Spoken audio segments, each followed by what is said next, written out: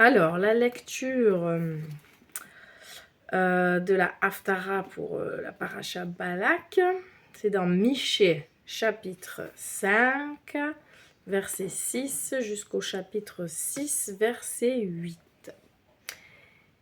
Ils pétront le pays d'Achour avec l'épée, le pays de Nimron à ses portes, et il nous délivrera d'Achour lorsqu'il envahira notre pays, lorsqu'il occupera nos frontières.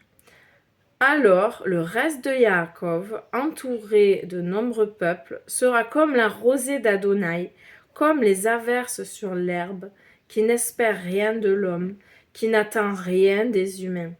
Le reste de Yaakov, parmi les nations, entouré de nombreux peuples, sera comme un lion parmi les animaux de la forêt, comme un jeune lion parmi les troupeaux des brebis.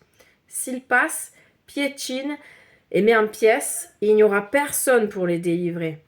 Ta main sera levée sur tes ennemis, tous tes adversaires seront exterminés. Lorsque ce jour viendra, dit Adonai, je retrancherai tes chevaux du milieu de toi, et je détruirai tes chars.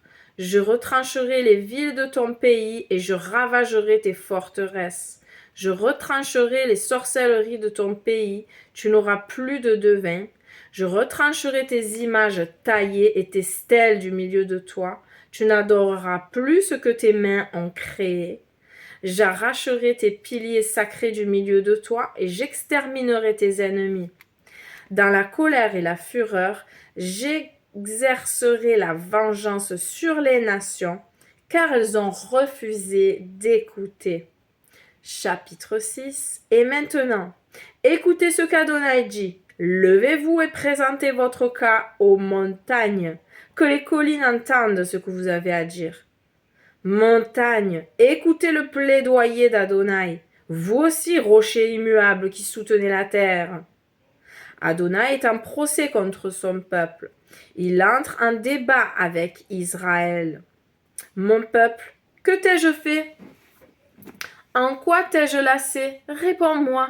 Je t'ai fait monter du pays d'Égypte, je t'ai racheté d'une vie de servitude.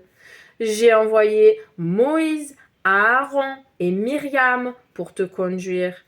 Mon peuple, souviens-toi de ce que Balak, roi de Moab, projetait, de ce que Biléam, fils de Béor, lui répondit, et de ce qui arriva entre Shittim et Gilgal.